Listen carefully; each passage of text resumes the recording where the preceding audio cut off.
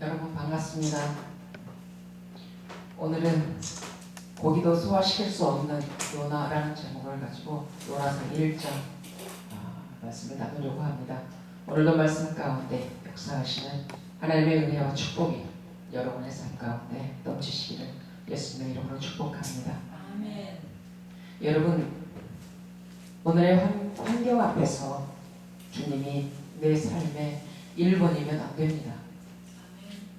오늘의 환경 앞에서 주님이 내 삶의 1번이면 안 됩니다. 환경이 흐트러진 내일은 2번일 수 있습니다. 전부여야 합니다. 주님은 내 삶의 전부여야 합니다. 오늘은 이 요나서를 통해서 하나님이 원하는 요나보다도 요나가 원하는 요나이고 싶은 요나를 보게 됩니다. 하나님이 가라 하시는 니느웨가 아닌 다시스로 가는 것입니다. 동쪽으로 가야 하는데 서쪽으로 가는 것입니다. 하나님이 원하시는 요나가 있지만 요나가 원하는 요나로 자기 고집을 피우며 충돌을 일으켜 그 고집을 꺾지 않고 하나님의 말씀을 등에 두고 자기 갈 길을 가는 것입니다. 그러자 하나님은 풍랑을 보내어 배 안에 자고 있는 요나를 흔들어 깨웁니다. 요나야, 일어나라. 일어나라입니다. 배 안에서 자고 있는 요나의 잠은 육신이 피곤해서 자고 있는 잠을 말하지 않습니다. 하나님이 원하시는 요나여야 하는데 요나가 원하는 요나이고 싶어 자기 갈 길을 고집 피우며 가는 요나가 자고 있는 영적 잠을 말하고 있는 것입니다. 배가 사정없이 흔들려 배 안에서 요나는 이리 둥글고 저리 둥글어 부딪히고 있지만 모르고 자고 있는 요나를 보면서 말입니다. 이렇게 영적 깊은 잠에 빠져있는 요나가 하나님의 말씀을 등지고 어디까지 내려가는지 보겠습니다. 3절에 보시면 요나가 여호와의 얼굴을 피하려고 일어나 다시스로 도망하려 하여 욥바로 내려갔더니 마침 다시스로 가는 배를 만난지라. 요나가 욥바로 내려갑니다. 욥바로 내려간 요나가 5절에 보시면 요나는 배 밑층에 내려가서 누워 깊이 잠이 든지라 합니다. 배 밑으로 내려갑니다. 그리고 어디에 내려갑니까? 바다에 내려갑니다. 그리고 물고기 뱃속으로 내려갑니다. 그리고 2장 2절에 보시면 수월, 죽음의 뱃속에 아주 극심한 고통의 뱃속에 내려갑니다. 그리고 2장 6절에 보시면 요나가 어디까지 내려갔다고 고백을 합니까?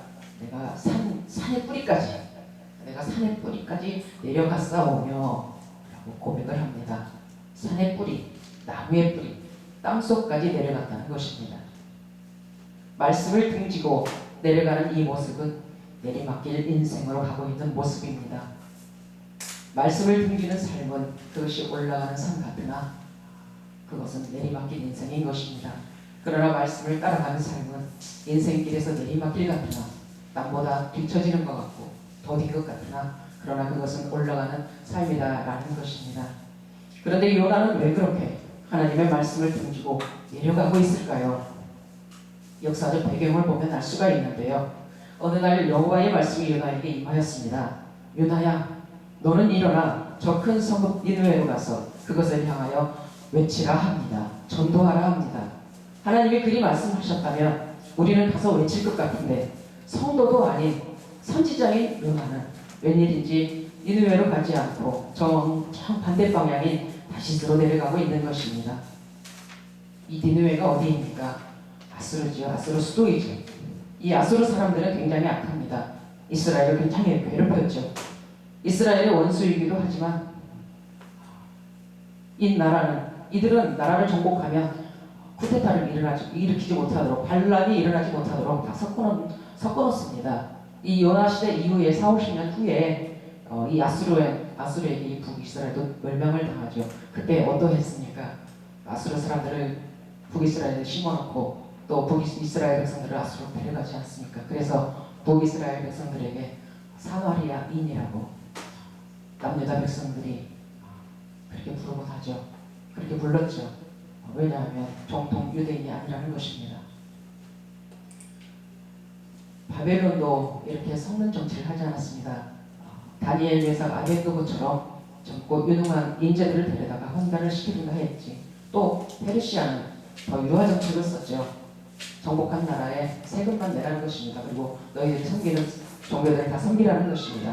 그래서 남유다 백성들이 고레스를 통해서 고국에 돌아와 성전을 지키게 되지 않습니까? 근데 이 아수르 이 사람들은 또 얼마나 악한지 사람을 팔 하나만 남겨놓고 다 자릅니다. 두 다리도 한쪽 팔도 자릅니다. 왜요? 그 팔 하나로 악수하면서 조롱하려고. 그런데 하나님께서는 저 악한 그 아수르에 가서 외치라는 것입니다. 그래서 요나가 싫다는 것입니다. 너무 악한 저들이기에 싫다는 것입니다. 이때가 지금 북이스라엘이 여로보암 2세 시대입니다. 북이스라엘이 이때 굉장히 부강했습니다. 잘 살았습니다. 영토도 굉장히 넓게 확장되었고요. 솔로몬의 버금갈 정도로 확장된 그 시대입니다. 엘리야, 엘리사 후에 호세야, 아모스, 요나 이 세 선지자가 활동했던 시기입니다. 그런데 이렇게 잘 사는 만큼 죄도 가득했습니다. 이 북이스라엘 백성들이 아무리 하나님께서 선지자를 보내서 외쳐도 말을 듣지 않으니까 하나님께서는 이제 그 무대를 니느웨로 옮깁니다. 그런데 요나가 싫다는 것입니다. 저 원수의 나라가 하나님의 은혜를 입는 것을 자기는 못 보겠다는 것입니다. 그게 너무 싫어서 요나는 니느웨로 가지 않고 다시스로 내려가고 있는 것입니다. 다시스가 어디입니까? 지금의 에스파냐, 스페인입니다. 그때 당시에는 지구 끝으로 봤습니다. 그러니까 이 요나가 하나님을 피해서 아주 멀리 지구 끝까지, 땅끝까지 하나님이 안 보이는 곳으로 도망가고 있는 것입니다. 뱃삭도 니느웨보다 2배가 비싼데 다시스로 배를 타고 내려가고 있는 것입니다. 내려가는 요나, 하나님의 말씀을 등지고 내려가는 요나는 배 위층에 내려가서 누워 깊이 잠이 들지라. 배가 난리가 났는데, 배가 부서질 정도로 난리가 났는데 배 밑에서 잠을 자고 있는 요나를 이제 선장이 깨웁니다. 요나가 누구입니까? 선지자입니다. 우리 믿는 자들이 깨어있지 못하면 믿지 않는 자들이 그럽니다. 일어나라고. 교회야 일어나라고. 일어나라. 왜 그러냐고. 다른 길로 가지 왜 그러냐고 그럽니다. 이제 이 선장이 제비를 뽑자 합니다. 제비를 뽑았는데 하필이면 요나가 뽑힙니다. 8절에 보시면 우리가 그에게 이르되 청하건대 이 재앙이 누구 때문에 우리에게 임하였는가 말하라. 내 생업이 무엇이며 내가 어디서 왔으며 내 나라가 어디며 어느 민족에 속하였느냐 하니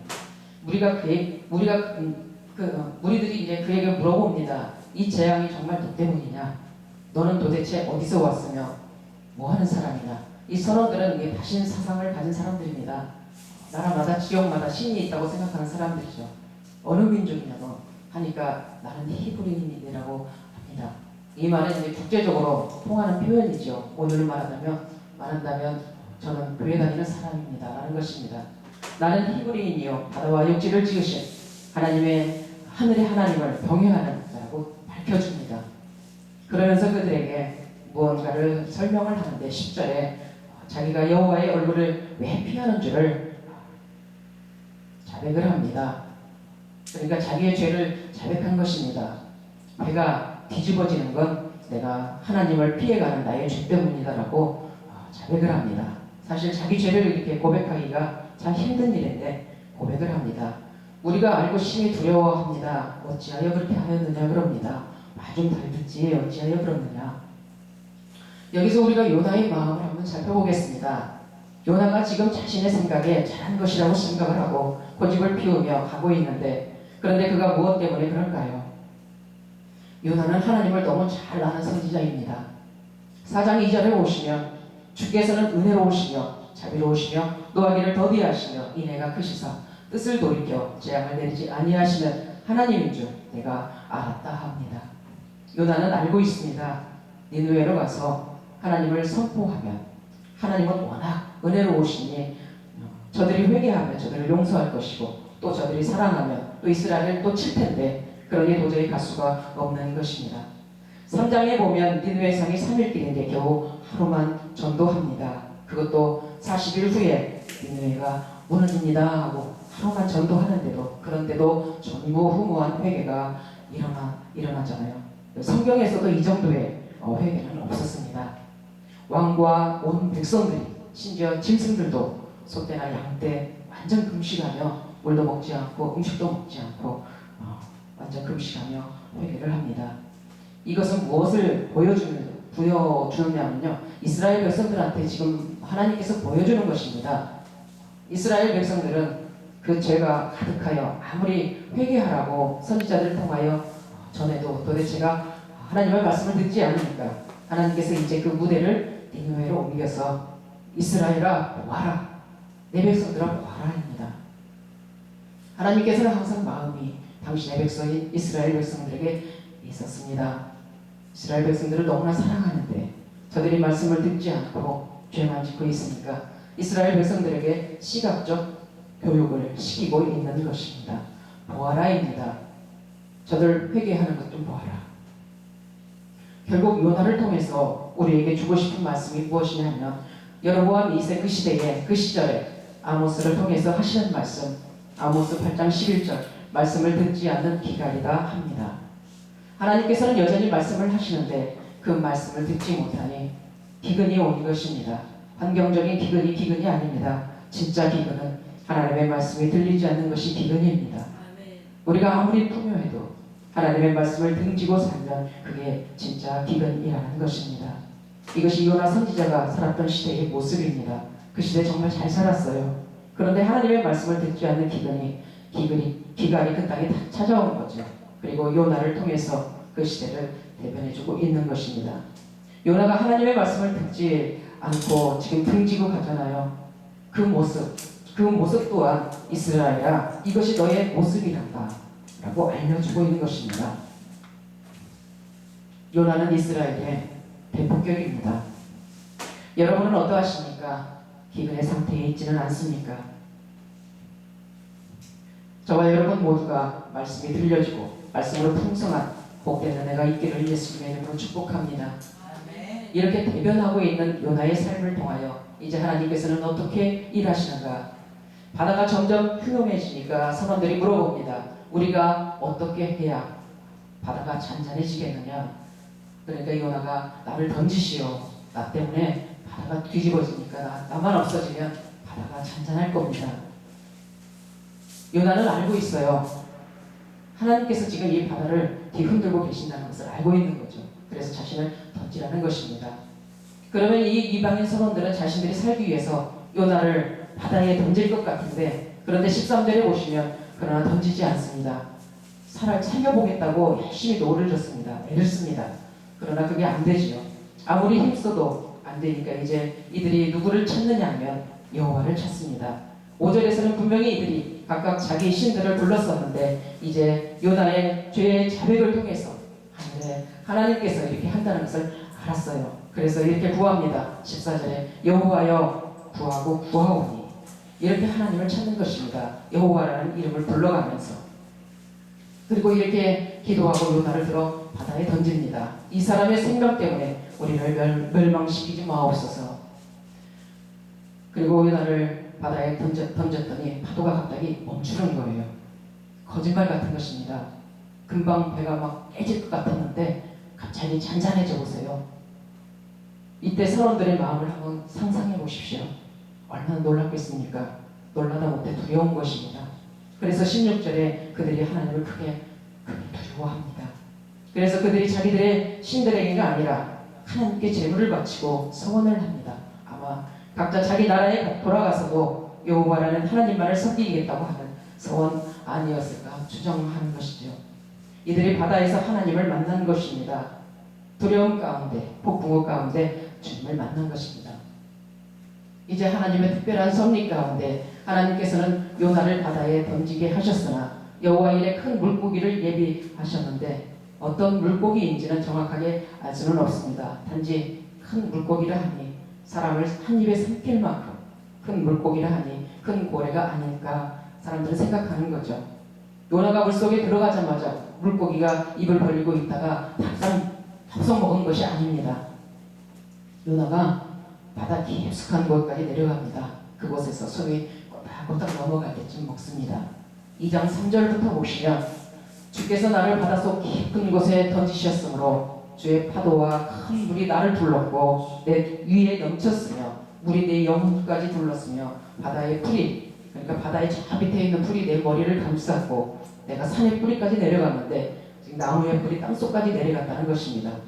그러니까 요나가 바다에 빠져서 저 바다 밑에 풀이 있는 곳까지 바다 땅까지 내려가서 비몽사몽간에 이제 내가 죽었나 보다 하며 바다 깊은 곳에서 숨이 꼴딱꼴딱 좀 넘어갈 때쯤 하나님께서 큰 물고기를 예비하셔서 먹게 하시고 물고기 뱃속에서 3일을 살 수 있도록 공기층을 형성해 주신 것이죠.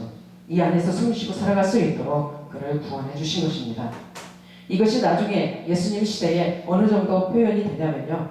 마태복음 12장 38절 이하로 보시면 서기관과 바리새인 중에 몇 사람이 와서 예수님에게 표적을 보여달라 합니다.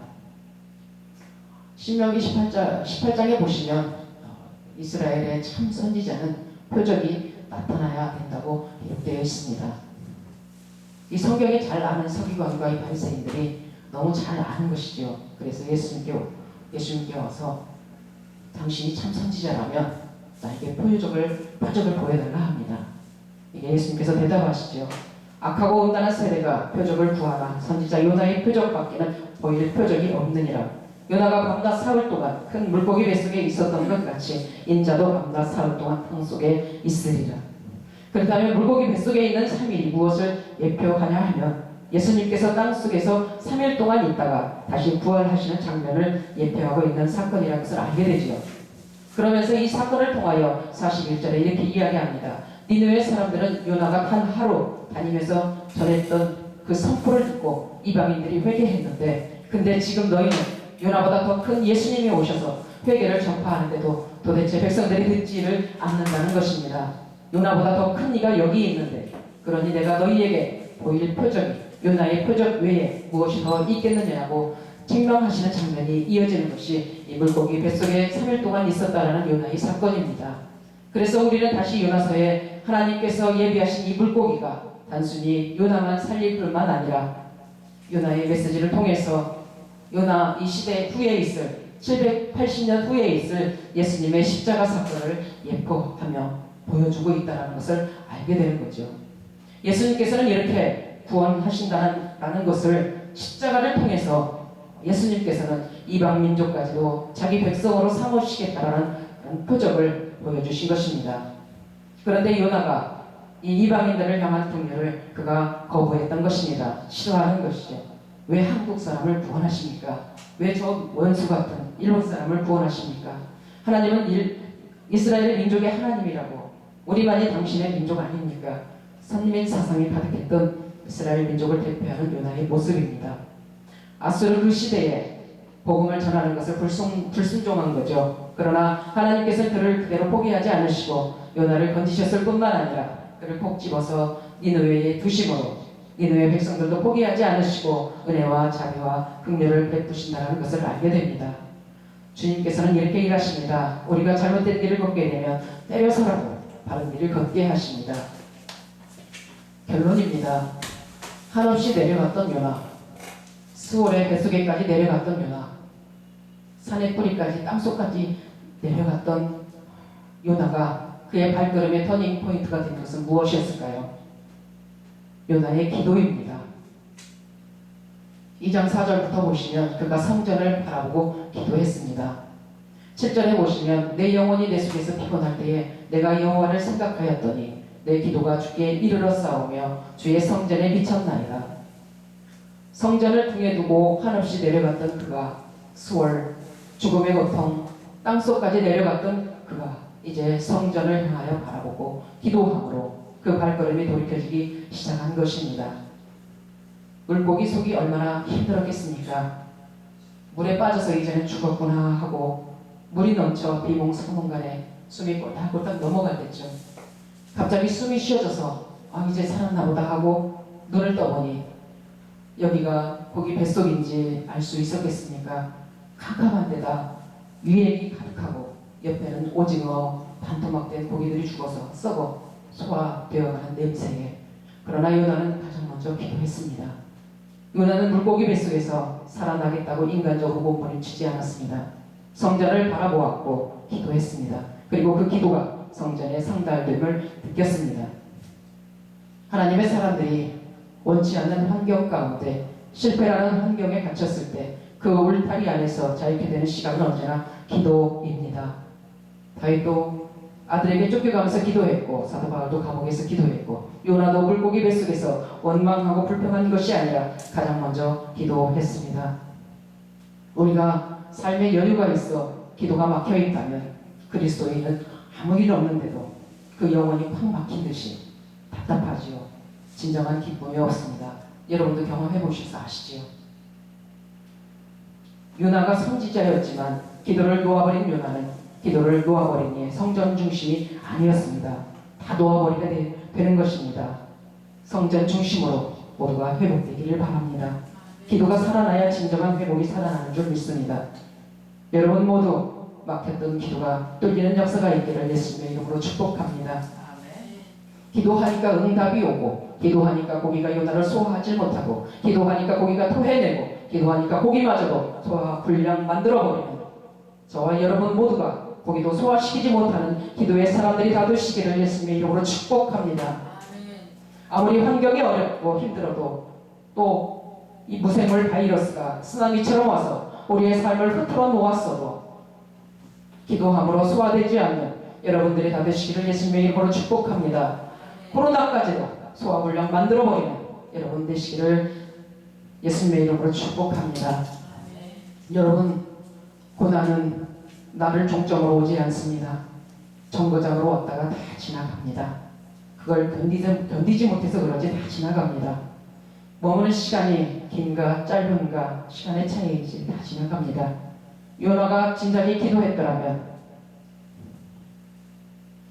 선지자인데도 기도하지 않고 진작에 기도했더라면 죽을 고통은 안 당했을 텐데 기도하면 이 고난은 더 빨리 지나갑니다. 여러분 고기도 이 코로나도 여러분의 어떤 환경도 어떤 형편도 여러분을 소화시키지 못할 소화불량 만들어버리는 기도로 승리하시는 여러분들 다 되시기를 예수님의 이름으로 축복합니다. 기도드리겠습니다.